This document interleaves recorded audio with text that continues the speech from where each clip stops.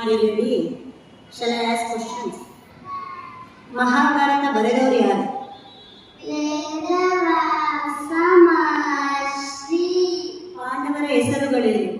ಯುಧಿಷ್ಠಿರ, ಭೀಮ, ಅರ್ಜುನ, ನಕುಲ, ಸಹದೇವ. ಪಾಂಡವರ ತಾಯಿಯ ಹೆಸರು? ಕುಂತಿ. ಪಾಂಡವರ ತಂದೆಯ ಹೆಸರು? ಪಾಂಡುರಾಜ್. ಪಾಂಡವರ ಗುರುಗಳು? ದ್ರೋಣಾಚಾರಿ. ದ್ರೋಣಾಚಾರ್ಯರ ಮಗನ ಹೆಸರು? ಅಶ್ವತ್ಥಾಮ. ಕೌರವರ ಅಗ್ರಜ ಯಾರು?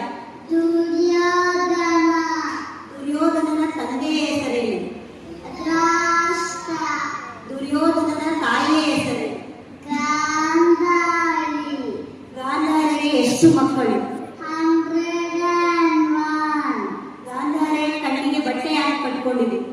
ಈ ರಾಷ್ಟ್ರದ ಕಣ್ಣು ಇಲ್ಲ ಅಂತ ಆ ಕಣ್ಣುಗೆ ಬಟ್ಟೆ ಕಟ್ಕೊಂಡಿದ್ರು. ದುರ್ಯೋಧನನ ಸ್ನೇಹಿತನ ಹೆಸರು? ಕರ್ಣ. ಪಾಂಡವರ ಮಡದಿಯ ಹೆಸರು? ದ್ರೌಪದಿ. ದ್ರೌಪದಿಯ ಇನ್ನೊಂದು ಹೆಸರು? ಪಾಂಚಾಲಿ. ಭೀಮನ ಮಗನ ಹೆಸರು? ಘಟೋತ್ಕಚ. ಅರ್ಜುನನ ಮಗನ ಹೆಸರು? ಅಭಿಮನ್ಯು. ಅಭಿಮನ್ಯು ಏನನ್ನು ಬೇಡಿಸಿದರು? ಚಕ್ರವ್ಯೂಹ. ಮಹಾಭಾರತದಲ್ಲಿ ಎಷ್ಟು ಪರ್ವ? 18.